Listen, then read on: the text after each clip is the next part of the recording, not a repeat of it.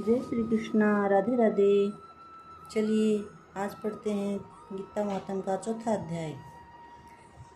ओम श्री परमात्मने नमः। इसके उपरांत श्री कृष्ण महाराज बोले, हे राजन, मैंने इस अविनाशी योग को कल्प के आदि में सूर्य के प्रति कहा था, और सूर्य ने अपने पुत्र मनु के प्रति कहा था, और मनु ने अपने पुत्र राजा इक्ष्वाकु के प्रति कहा था। इस प्रकार परंपरा से प्राप्त हुए इस योग को राज ऋषियों ने जाना। परंतु हे अर्जुन, वह योग बहुत काल से इस पृथ्वीलोक में लोप प्राय हो गया था। वह यही है पुरातन योग अब मैंने तेरे लिए वर्णन किया है, क्योंकि तू मेरा भक्त है और प्रिय सखा है। इसलिए हे तथा यह योग बहुत उत्तम और रहस्य अर्थात अति मर्म का विषय है। इस प्रकार भगवान श्री कृष्णचंद्र महाराज के वचन सुनकर अर्जुन ने पूछा, हे भगवान, आपका जन्म तो आधुनिक अर्थात अब हुआ है, और सूर्य का जन्म बहुत पुराना है। इसलिए इस योग को कल्प के आदि में आपने कहा था, यह मैं कैसे जानूं? इस पर श्री कृष्ण महाराज बोले कि हे अर्जुन, मेरे और तेरे बहुत से जन्म हो चुके हैं, परंतु हे परंतप, उन सबको तू नहीं जानता और मैं जानता हूँ। मेरा जन्म प्राकृत मनुष्यों के सदृश नहीं है। मैं अविनाशी स्वरूप अजन्मा होने पर भी तथा सब भूत प्राणियों का ईश्वर होने पर भी अपनी प्रकृति को अधीन करके योग माया से प्रकट होता हूँ।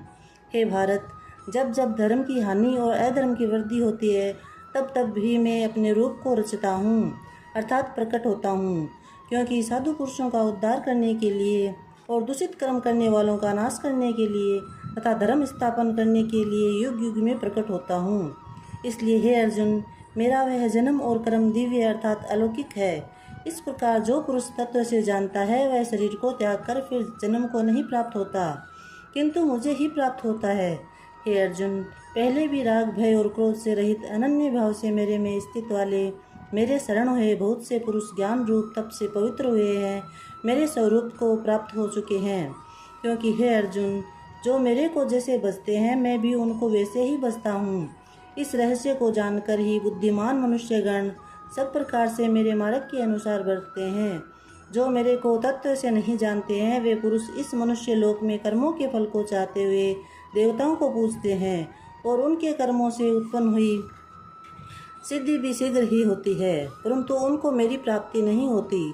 इसलिए तू मेरे को ही सब प्रकार से भज।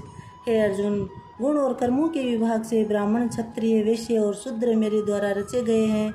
उनके कर्ता को भी मुझ अविनाशी परमेश्वर को तू अकर्ता ही जान, क्योंकि कर्मों के फल में मेरी स्पृहा नहीं है, इसलिए मेरे को कर्म लिपायमान नहीं करते।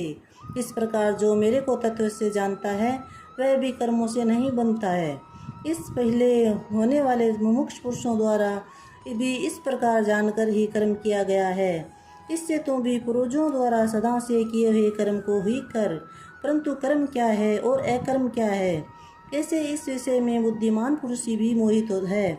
इसलिए मैं वह कर्म अर्थात कर्मों का तत्व तेरे लिए अच्छी प्रकार कहूँगा, कि जिसको जानकर तू अशुभ अर्थात संसार बंधन से छूट जाएगा। कर्म का स्वरूप भी जानना चाहिए और अकर्म का स्वरूप भी जानना चाहिए, तथा निषिद्ध कर्म का स्वरूप भी जानना चाहिए, क्योंकि कर्म की गति गहन है। जो पुरुष कर्म में अर्थात अहंकार रहित की हुई संपूर्ण चेष्टाओं में अकर्म अर्थात वास्तव में उनका न होनापन देखे, और जो पुरुष अकर्म में अर्थात अज्ञानी पुरुष द्वारा किए हुए संपूर्ण क्रियाओं के त्याग में भी कर्म को अर्थात त्याग रूप क्रियाओं को देखे, वह पुरुष मनुष्यों में बुद्धिमान है, और वह योगी संपूर्ण कर्मों का करने वाला है। हे अर्जुन, जिसके संपूर्ण कार्य कामना और संकल्प से रहित है, ऐसे उस ज्ञान रूप अग्नि द्वारा भस्म हुए कर्म वाले पुरुष को ज्ञानी जन भी पंडित कहते हैं। जो पुरुष सांसारिक आश्रय से रहित सदा परमानंद परमात्मा में तृप्त है, वह कर्मों के फल और संग अर्थात कर्तव्य अभिमान को त्याग कर कर्म में अच्छी प्रकार बरतता हुआ भी कुछ भी नहीं करता है। जीत लिया है अंतकरण और शरीर जिसने, तथा त्याग दी है संपूर्ण भोगों की सामग्री जिसने, ऐसा आशा रहित पुरुष केवल शरीर संबंधी कर्मों को करता हुआ भी पाप को प्राप्त नहीं होता।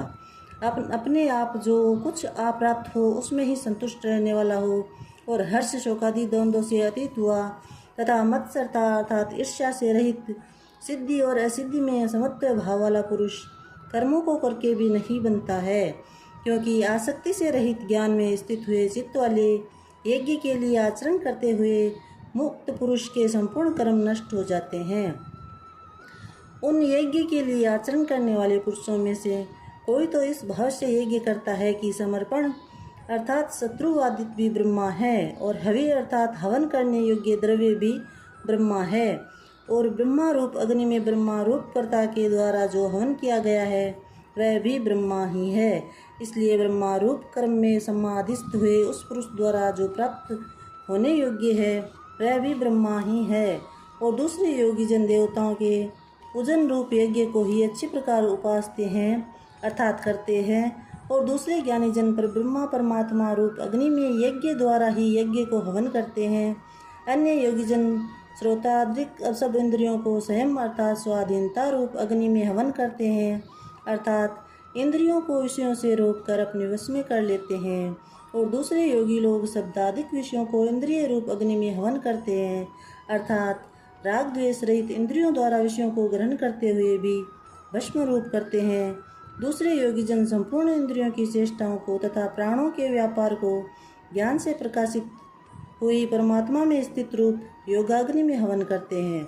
दूसरे कई पुरुष ईश्वर अर्पण बुद्धि से लोक सेवा में द्रव्य लगाने वाले हैं, वैसे ही कई पुरुष शव धर्म पालन रूप तप यज्ञ को करने वाले हैं, और कई अष्टांग योग रूप यज्ञ को करने वाले हैं, और दूसरे अहिंसा तीक्ष्ण व्रतों से युक्त यत्नशील पुरुष भगवान के नाम का जप तथा भगवत प्राप्ति विषयक शास्त्रों का अध्ययन रूप ज्ञान यज्ञ करने वाले हैं।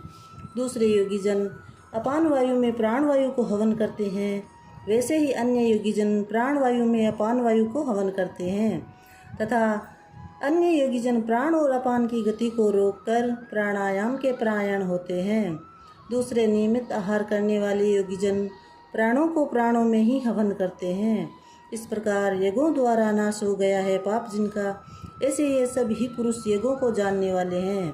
हे कुरुश्रेष्ठ अर्जुन, यज्ञों के परिणाम रूप ज्ञानामृत को भोगने वाला योगी जन सनातन परब्रह्मा परमात्मा को प्राप्त होते हैं, और यज्ञ रहित पुरुष को यह मनुष्य लोक भी सुखदायक नहीं है, फिर परलोक कैसे सुखदायक होगा। ऐसे बहुत प्रकार के यज्ञ वेद की वाणी में विस्तार किए गए हैं, उन सब को शरीर मन और इंद्रियों की क्रिया द्वारा ही उत्पन्न होने वाला जान। इस प्रकार तत्व से जानकर निष्काम कर्म योग द्वारा संसार बंधन से मुक्त हो जाएगा। हे अर्जुन, सांसारिक वस्तुओं से सिद्ध होने वाले यज्ञ से ज्ञान रूप यज्ञ सब प्रकार श्रेष्ठ है, क्योंकि हे पार्थ, संपूर्ण यावन मात्र कर्म ज्ञान में शेष होते हैं, अर्थात ज्ञान उनकी पराकाष्ठा है।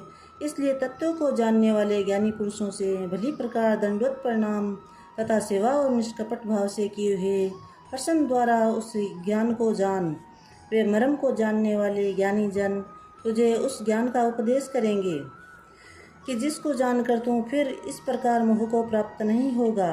हे अर्जुन, जिस ज्ञान के द्वारा सर्वव्यापी अनंत चेतन रूप हुआ अपने अंतर्गत समष्टि बुद्धि के आधार संपूर्ण भूतों को देखेगा, और उसके उपरांत मेरे में अर्थात सच्चिदानंद स्वरूप में एक ही भाव हुआ सच्चिदानंदमय हो ही देखेगा।